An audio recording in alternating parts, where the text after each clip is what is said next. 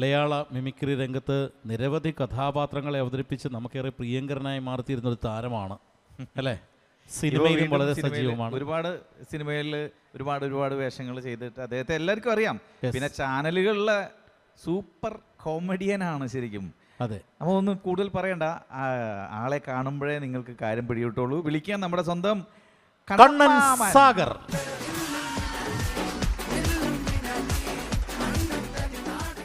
കണ്ണൻ തനി നാടൻ കൊലമല്ലു മിനാറ്റി. അപ്പൊ സ്കൂളിൽ പിള്ളേരൊക്കെ പോകാൻ വേണ്ടി മുടിയൊക്കെ വിട്ട് നിർത്തൂലേ, അതുപോലെ റെഡിയാക്കി നിർത്തിയൊക്കെ. അതേ ഒരു കുഞ്ഞു പടത്തിലൊരു ചെറിയ വേഷം. അപ്പൊ കാട്ടിലുള്ള ഷൂട്ടാണ്. അപ്പൊ മുടി വേണമെന്ന് പറഞ്ഞു. ആദിവാസി ആ സെറ്റപ്പിലുള്ള പടമാണ്. അപ്പോൾ കുറച്ച് നാൾ 3 മാസമായിട്ട് മുമ്പോട്ട് 4 മാസമായി വളർത്തിക്കൊണ്ടിരിക്കുക. ഇനി അവസാനം ഇനി എന്നെ വേണ്ടെന്ന് പറയുമെന്നുള്ളൊരു പേടി. വളർത്തു എന്തായാലും പടത്തിൽ ഗംഭീരമായിരിക്കും. കാരണം ഓരോ സ്കിറ്റിൽ കൊടുക്കുമ്പോഴും ഓരോ സ്കിറ്റിലാണെങ്കിലും ചെയ്യുന്ന കഥാപാത്രത്തെ ഗംഭീരമായിട്ട് ചിരിപ്പിക്കുന്ന രീതിയിൽ ചെയ്യുന്ന ഒരു ആർട്ടിസ്റ്റ്. എൻ്റെ വൈഫിന് ഒരുപാട് മിമിക്രിക്കാരെയൊക്കെ അറിയാമെങ്കിലും ഇഷ്ടം എന്ന് പറയുന്ന ചില മിമിക്രിക്കാരുണ്ട്. അക്കൂട്ടത്തിൽപ്പെട്ട ആളാണ് കണ്ണജൻ. കണ്ണജേട്ടൻ്റെ കാര്യം പറയുമ്പോൾ എപ്പോഴും പറയും കണ്ണജേട്ടനെ വിളിക്കുന്നു. പക്ഷേ എനിക്ക് എന്നെക്കുറിച്ച് വേറൊരു അഭിപ്രായമുണ്ട്. ഞാൻ ശകലം ഓവറാണെന്നുള്ള അഭിപ്രായം. അല്ല, അത് മനസ്സിലാക്കാൻ കഴിയുന്ന ഒരു ആർട്ടിസ്റ്റിന്റെ വിജയമാണ്. നമ്മൾ ചില സമയത്ത് അങ്ങനെയാണ്. പല മിമിക്രിക്കാർക്കുള്ള കുഴപ്പം എക്സാജുറേഷൻസ് കൂടുതലാണ്. നമ്മളെപ്പോഴും ഇച്ചിരി കൈ നിടും. അഖില് പറഞ്ഞ പോലെ 2 എണ്ണം പറഞ്ഞാൽ 4 കൈ നിടാൻ ശ്രമിക്കും. അത് കാരണം നമ്മൾ കുറച്ചുകൂടി ശ്രദ്ധ കിട്ടണം, അല്ലെങ്കിൽ നമ്മൾ ചെയ്യുന്ന കുറച്ചുകൂടി നന്നാവണം. പക്ഷെ അതിലല്ല, അതൊക്കെ മനസ്സിലാക്കി തിരുത്തിയെടുക്കാൻ കഴിഞ്ഞാൽ തന്നെ ഒരു ആർട്ടിസ്റ്റ് ഒരു 90% വിജയിച്ചു എന്നുള്ളതാണ്. പിന്നെ കഥകളുണ്ട് കുറേ. അതെ, കണ്ണൻചേട്ടൻ്റെ കഥകൾ അത് പറയാൻ നിന്ന ഈ സമയമൊന്നും പോരാ, ഒരുപാട് എപ്പിസോഡുകൾ പോകും. നമ്മൾ ഗൾഫ് ഷോസും കാര്യങ്ങളിലൊക്കെ പോകുമ്പോൾ കണ്ണൻചേട്ടൻ ഇങ്ങനെ ഇരുന്നിട്ട് കഥ ഇങ്ങനെ പറഞ്ഞോളൂ. നമുക്ക് പ്രോഗ്രാം അറിയില്ല, സ്റ്റേജിൽ ആ പോകുന്ന റൂട്ട് നമുക്ക് അറിയില്ല ഒട്ടും. അത്ര ഗംഭീര കഥകളാണ്. ഏതായാലും ഈ ഒരു വേദിയിൽ എൻ്റെ റൈറ്റിലിൻ്റെ ബഹുമാനപ്പെട്ട എൻ്റെ സഹപ്രവർത്തകരാണ്, സഹോദരങ്ങളാണ്, സുഹൃത്തുക്കളാണ്. അവർ വിളിച്ച് ഇവിടെ വരെ വരണം എന്ന് പറഞ്ഞു. ഞാൻ ഇവിടെ വന്ന് അല്പം താമസിച്ചു. 5 മണി കഴിഞ്ഞാൽ വന്നത്. അന്ന് അല്പനേരം വരുന്നു, ഒരു ഇൻ്റർവ്യൂ ഒക്കെ മേളിൽ ചെന്നെടുത്തു. ഏതായാലും ഭാഗ്യമാണ്.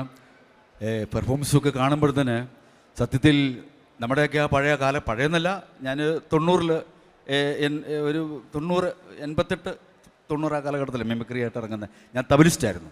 തബല വായിച്ച് അതിൽ കൂടിയാണ് മിമിക്രി രംഗത്തേക്ക് വരുന്നത്. ശരി. അപ്പോൾ ഇവിടുത്തെ പെർഫോമൻസ് കാണുമ്പോൾ നമ്മൾ അന്തം വിട്ട്, ഇവരുടെയൊക്കെ എന്ത് കഴിവാണ്, എന്ത് പ്രതിഭകളാണ്. ദൈവം കഴിവുകൾ വാരി വാരി കൊടുത്തിരിക്കുന്നു. അപ്പം മിമിക്രി എന്ന കല ഒരിക്കലും നശിക്കുന്നില്ല. വീണ്ടും വീണ്ടും വളരെ ആർജവത്തോടു കൂടി വീണ്ടും ഉയരുന്നു എന്നുള്ളത് ഇവരുടെ പെർഫോമൻസ് കാണുമ്പോൾ എനിക്ക് മനസ്സിലാകുന്നത്. പ്രിയപ്പെട്ട ഇതിൽ പെർഫോമൻസ് ചെയ്യുന്നവരും പെർഫോമൻസ് ചെയ്ത് കഴിഞ്ഞവരും ഇതിൻ്റെ സംഘാടകർക്കും എല്ലാവർക്കും ഹൃദയം നിറഞ്ഞ അഭിനന്ദനങ്ങളും ആശംസകളും നേരുകയാണ്. ഏതായാലും പരിപാടി ഗംഭീരമായി നടക്കട്ടെ. ആ മൂലയിലുണ്ടാവും. അല്ല കണ്ണചേട്ടൻ, ഞങ്ങൾ തന്നെ ഇവിടുത്തെ ഓരോ കണ്ടസ്റ്റൻസിൻ്റെയും പെർഫോമൻസ് കണ്ടിട്ട് ഞങ്ങൾ കണ്ണു തള്ളിയിരിക്കുന്നു. കാരണം നമ്മൾ ആങ്കർ അല്ലായിരുന്നെങ്കിൽ ചിലപ്പോൾ ഇതിന് വാങ്ങി. സത്യത്തിൽ ആങ്കറിങ് സൂപ്പറാണ്. ഇവർ രണ്ടുമാണ് ഇത് നയിച്ചുകൊണ്ട് പോകുന്നത്. ഇവരില്ലെങ്കിൽ ഇത് പകുതിക്ക് വെച്ച് നിർത്തിയത്. അടിപൊളി അടിപൊളി തമാശ പറഞ്ഞാൽ. കണ്ണചേട്ടാ, എന്തായാലും ഇവിടെ വന്ന സ്ഥിതിക്ക് ഇപ്പം പെർഫോമൻസ് എന്ന് പറയുന്നില്ല, പക്ഷേ എങ്കിൽ പോലും ചില മാനറിസംസ് ഒക്കെ കണ്ണൻചേട്ടൻ കാണിക്കാറുണ്ട്. ചില ആൾക്കാരുടെ നടപ്പ്, ചില ആൾക്കാരുടെ മാനറിസങ്ങൾ ഒക്കെ. അപ്പോൾ അത്തരത്തിലുള്ള എന്തെങ്കിലും 1-2 പേരെ ഞാനതല്ല, ഒരു കുഞ്ഞു എൻ്റെ മനസ്സ് ടച്ച് ചെയ്തൊരു കുഞ്ഞൊരു പാട്ട്, ചെറുത് ഒരു 4 വരി. ഓക്കെ, അത് ഞാൻ പെർഫോമൻസ് അല്ലായിരുന്നു.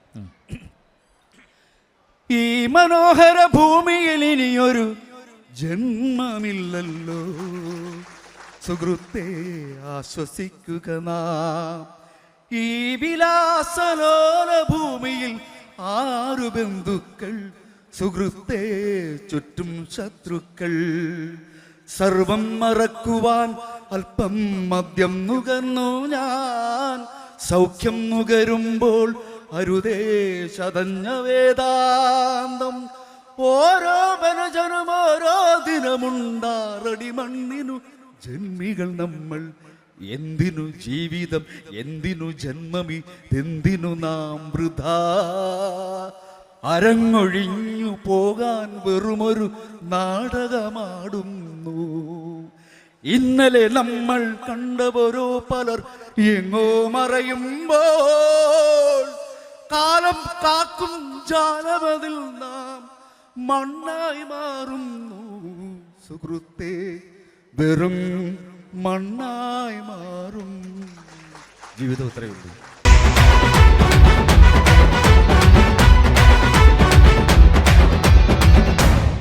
അപ്പോൾ നെക്സ്റ്റ് പാർട്ടിസിപ്പൻസിനെ വേദിയിലേക്ക് സ്വാഗതം ചെയ്യാം. അടുത്ത ടീം എന്ന് പറയുന്നത് വോയിസ് ഓഫ് തൃശ്ശൂർ.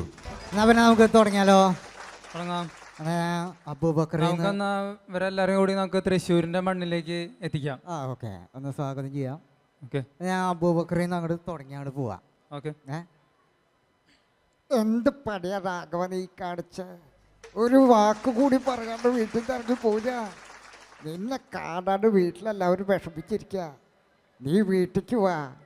നിനക്ക് ഞാൻ കാശ് തന്ന് സഹായിച്ചത് എൻ്റെ മോൾക്ക് നായരുണ്ടാക്കണമെന്ന് കരുതിയല്ല, നിന്റെ അച്ഛനോട് അങ്ങനെ ഒരു ബന്ധമായി, അതുകൊണ്ടാ.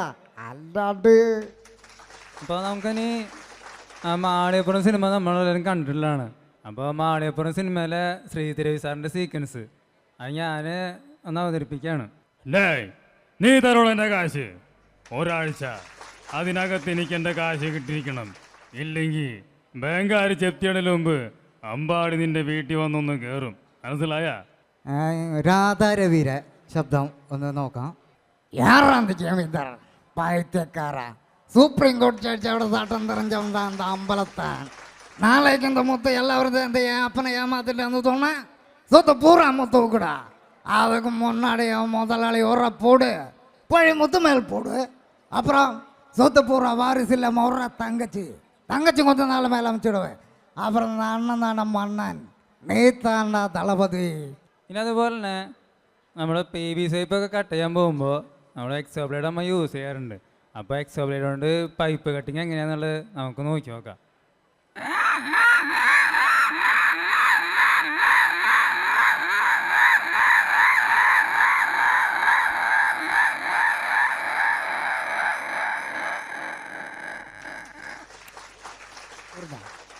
ഇനി എന്നിട്ടാ പോട്ടെ, തൃശ്ശൂക്കാരൻ മാനം പോകാൻ പാടില്ല. നമ്മൾ ഇപ്പോൾ പ്രോഗ്രാം ചെയ്തുകൊണ്ടിരിക്കലെ കറണ്ട് അങ്ങനെ പോയി കഴിഞ്ഞാൽ നമ്മൾ ആദ്യം കൊണ്ടാക്കുന്നത് ജനറേറ്ററാണ്. അപ്പോൾ ജനറേറ്റർ പഴയത് കൊണ്ടാക്കിയാന്ന് വെച്ചാൽ അതിൻ്റെ വോയിസ് ഒന്ന് നോക്കാം.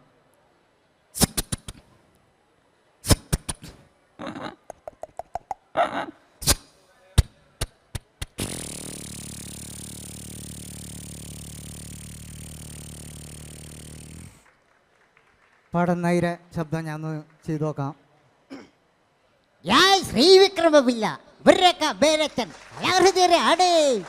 എവിടെയാണ് മാമി സന്താനവല്ലിയോട് ഒരുപാട് പടം ഞാൻ കണ്ടിട്ടുണ്ട്. മാമി എപ്പോഴും ജീവിച്ചിരിപ്പുണ്ടോ?